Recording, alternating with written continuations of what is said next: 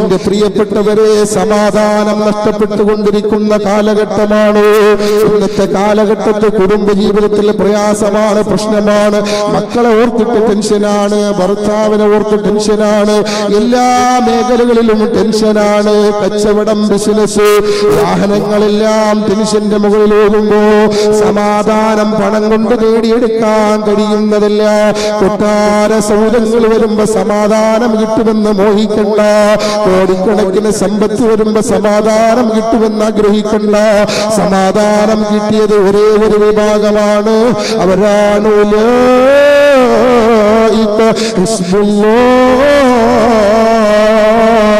അവരാണ് അല്ലാഹുവിന്റെ വിഭാഗം. ആ സമാധാനം ദുനിയാവിൽ കിട്ടാനുള്ള ഒരു മാർഗമാണ് പരിശുദ്ധമായ ഖുർആൻ പറയുന്നത്. അലാ ബിദിക്രില്ലാഹി തത്മഇന്നുൽ ഖുലൂബ്. അലാ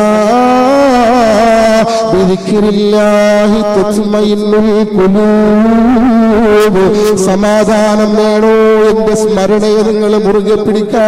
ഖുർആൻ പറയുകയാണ്, അല്ലാതെ സമാധാനം നമ്മളെ തേടി വരില്ല. തസ്ലിമാല എടുത്തിട്ട് എടുത്തിട്ട് റബ്ബിലേക്ക് തിരിഞ്ഞിട്ട് ലാ ഇലാഹ ഇല്ലല്ലാഹ് ഇത് ചിന്തിക്കണം. അല്ലാഹ് ദുനിയാവിൽ എന്റെ അവസാനത്തെ വാക്കിലായാലല്ലാതെ രക്ഷപ്പെടാൻ കഴിയില്ല. ഖബറിൽ സമാധാനിക്കാൻ കഴിയില്ല. പിന്നെ അങ്ങോട്ടുള്ള ജീവിതത്തിൽ സമാധാനമില്ല. അതുകൊണ്ട് ലാ ഇലാഹ ഇല്ലല്ലാഹ് എന്ന ദിക്ർ മുറുകെ പിടിച്ച് അല്ലാഹുവിനെ സദാ സമയവും മറക്കാതെ കൊണ്ടു നടന്നാലല്ലാതെ ഖബർ രക്ഷപ്പെടില്ല. നമ്മൾ ചിന്തിക്കണ്ട, വർഷത്തിലൊരിക്കൽ മഞ്ഞമസ്താന്റെ ആണ്ടിൽ വന്നിരുന്ന് കുറച്ച് ചോറ് വാങ്ങി കൊണ്ടുപോകുമ്പോ നമുക്ക് അവസാനം ലാ ഇലാഹ ഇല്ലല്ലാഹ് ചൊല്ലി മരിക്കാമെന്ന് ചിന്തിക്കണ്ട. കോടാനുകോടി രൂപ സമ്പത്ത് അല്ലാഹു തരുമ്പോ ആ സമ്പത്തിൽ നിന്ന് വെറും തുച്ഛമായ 1000 രൂപ അല്ലാഹുവിന്റെ പള്ളിക്ക് കൊടുത്തിട്ട് സ്വർഗം പ്രതീക്ഷിക്കുന്ന മൂഢമായ വിഭാഗമായി മനുഷ്യരെന്ന് മാറിക്കൊണ്ടിരിക്കുകയാണ്. അതുകൊണ്ടാണ് ഇമാമുനാ ഉസാലി റഹ്മത്തുള്ളാഹി അലൈഹി പറയുന്നത്, ഒരാൾ അല്ലാഹുവിനെ ഇഷ്ടപ്പെട്ടു എന്ന് പറയുകയും അവൻ അല്ലാഹുവിന് വേണ്ടി ചെലവഴിക്കാതിരിക്കുകയും ചെയ്താൽ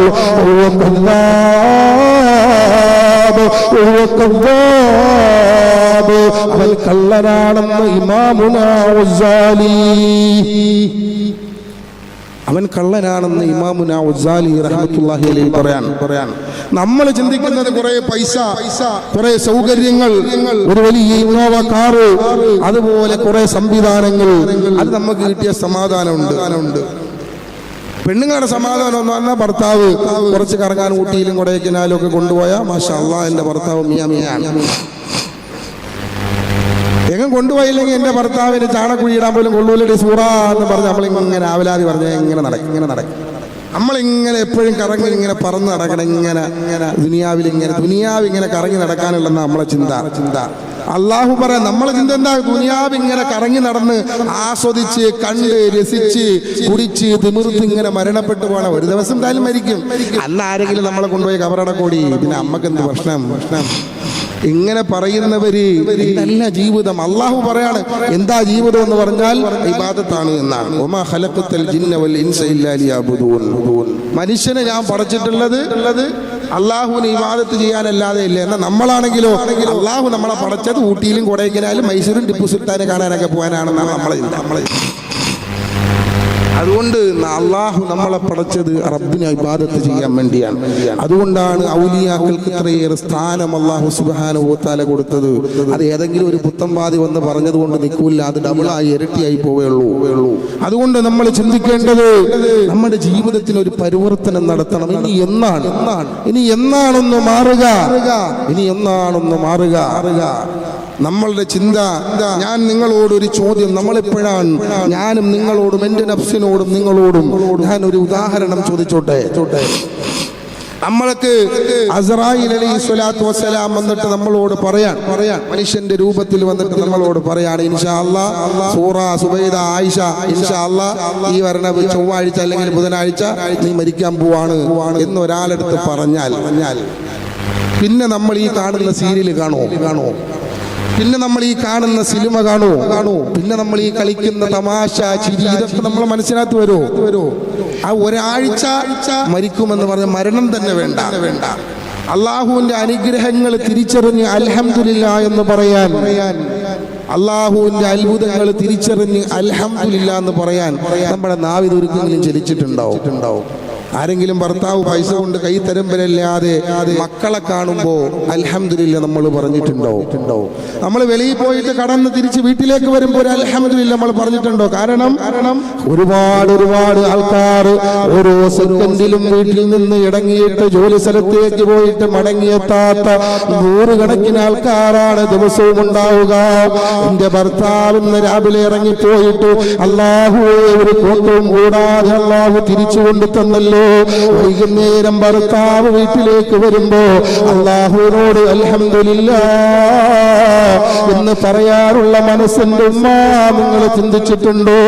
എന്റെ പ്രിയപ്പെട്ടവരെ, മക്കൾ സ്കൂളിലേക്ക് കടന്നു പോവുകയാണ്, എത്ര വാഹനാപകടങ്ങളാണ്, എത്ര സ്കൂൾ ബസ്സുകളാണ് മറിഞ്ഞുപോയി.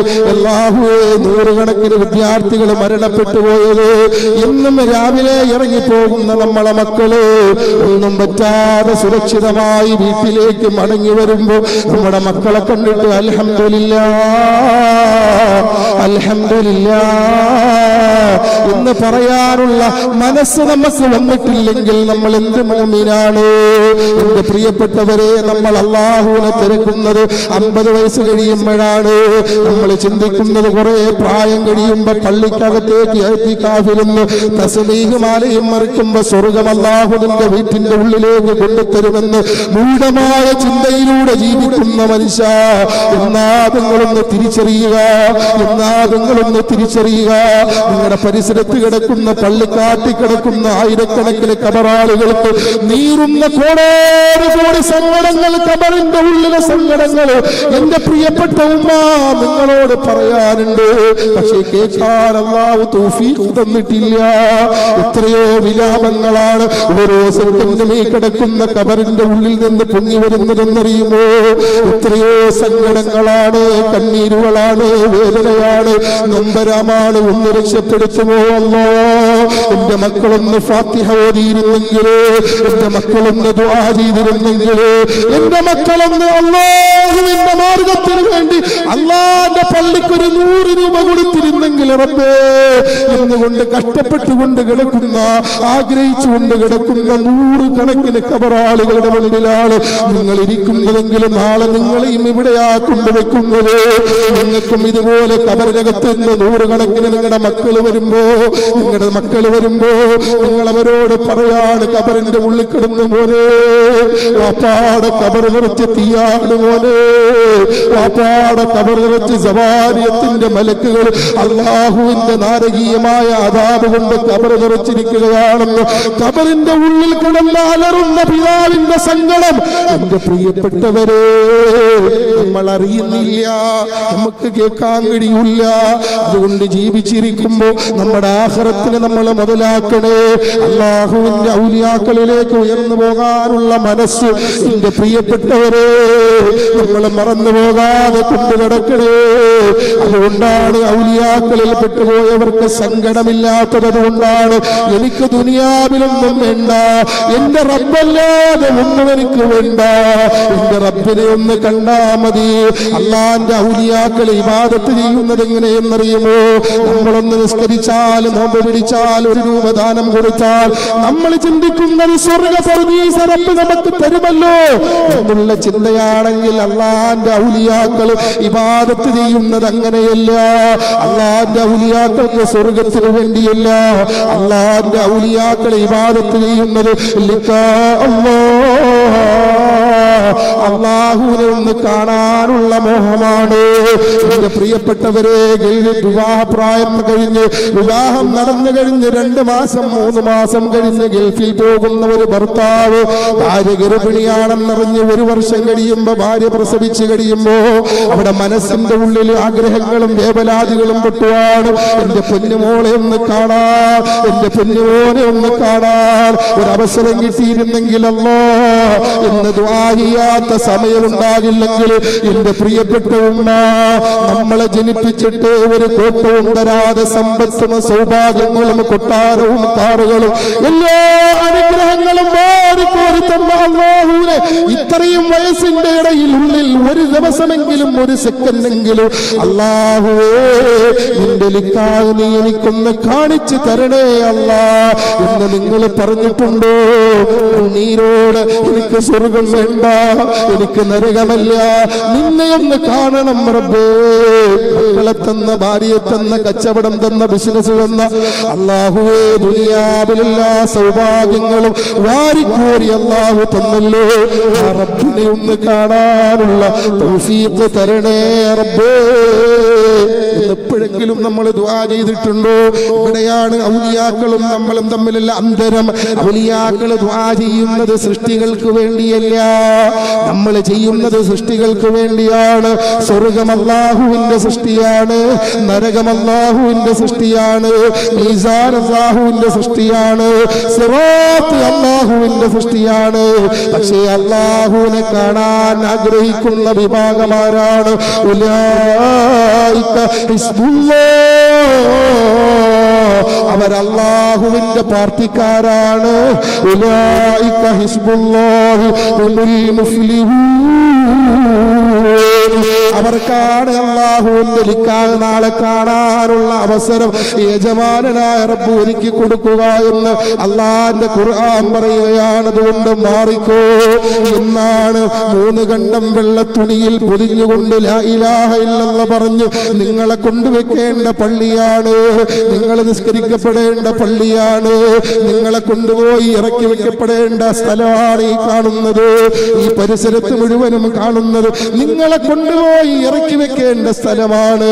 അവിടത്തേക്കൊന്ന് ഒരുങ്ങിയില്ലെങ്കിലും പിന്നെ ദുനിയാവിൽ ജീവിച്ചതുപോലെയല്ല, ഓരോ സെക്കൻഡും തകർന്നടിഞ്ഞു പോകുമെന്ന് റൂഹി ഫിദാ നബി മുഹമ്മദ് മുസ്തഫ